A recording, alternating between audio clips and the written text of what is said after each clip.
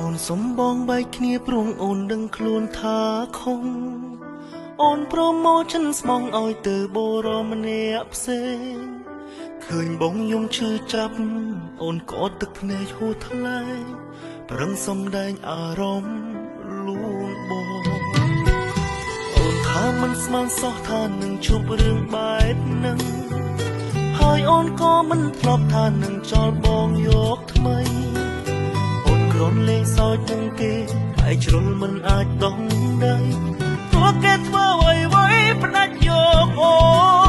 អូនលេងតែគេមែនទេគេឆក់យកអូនមែនទេបងត្រូវអូនណែនបានត្រឹមតែស្ដាប់អូនប្រាប់ថាសូមទូលបើសិនបងលើកលែងតើគេអាចឲ្យអូនត្រឡប់មកក្បែរបងដូចមកទេអូនមកភ្លេចបងតែគេមែនទេជីវិតបត់បែនពីពេលនេះទៅអូនត្រូវរួមរស់នឹងគេកាលឈឺចាប់បងអ្នកណាឃើញខ្លាំងពេកគ្មានអូននៅក្បែរឬមានតែបងម្នាក់ទេនឹងឈឺចាប់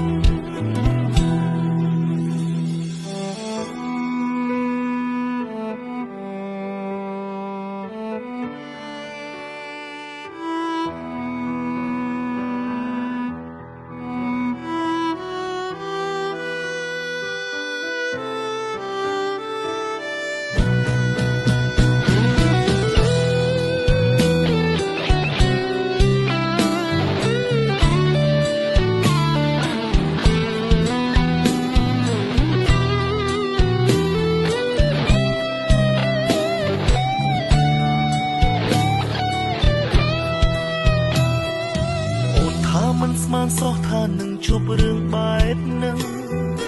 ហើយអូនក៏មិនធ្លាប់ថានឹងចោលបងយកថ្មីអូនគ្រាន់លេងសើចនឹងគេហើយជ្រុលមិនអាចដោះដី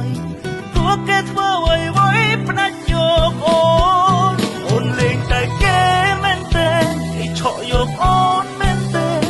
បងត្រូវអូនណែនបានត្រឹមតែស្ដាប់អូនប្រាប់ថាសូមទូលបើសិនបងលើកលែងតើគេអាចឲ្យអូនត្រឡប់មកក្បែរបងដូចមកទេអូនមកភ្លេចបងមែនទេអូនត្រូវថែគេមែនទេជីវិតបត់បែនពីពេលនេះទៅអូនត្រូវរួមរស់នឹងគេកាលឈឺចាប់បងអ្នកណាឃើញខ្លាំងពេកគ្មានអូននៅក្បែ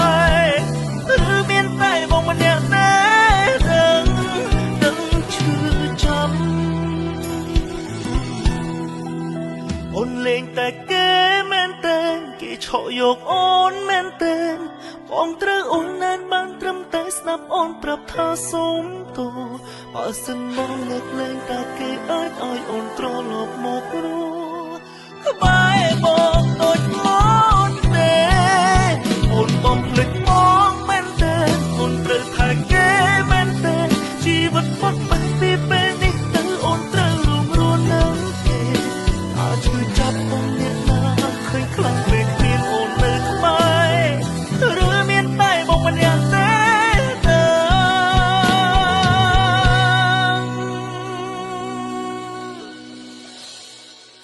នឹងឈឺចាប់